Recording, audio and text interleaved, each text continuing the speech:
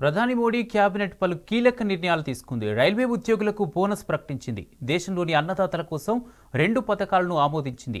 National mission and edible oil seeds కు okay చెప్పింది. Chennai metro rail project phase 2లో భాగంగా 3 కారిడార్ల నిర్మాణ ప్రాతిపదికను గ్రీన్ సిగ్నల్ ఇచ్చింది.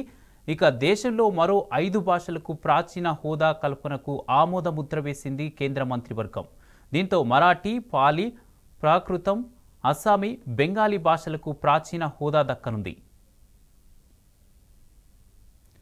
రానున్న దసరా, దీపావళి పురస్కరించుకుని రైల్వే ఉద్యోగులకు క్యాబినెట్ భారీ బోనస్ ప్రకటించినట్టు తెలిపారు కేంద్ర మంత్రి అశ్విని వైష్ణవ్.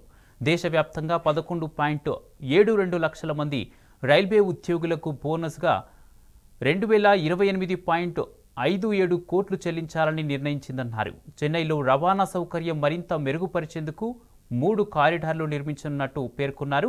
అన్నదాతల కోసం మోడీ ప్రభుత్వం అహర్నిశలు కృషి చేస్తుందన్నారు అశ్విని. 1,00,000 కోట్లతో సుస్థిర వ్యవసాయం, ఆహార భద్రతా లక్ష్యాలను 1,00,000 కోట్లకు పైగా నిధులు విడుదల చేయనున్నట్టు తెలిపారు. రానున్న 7 ఏళ్లలో నూనె గింజల ఉత్పత్తిలో స్వయం సమృద్ధి సాధించడమే లక్ష్యంగా పెట్టుకున్నామన్నారు.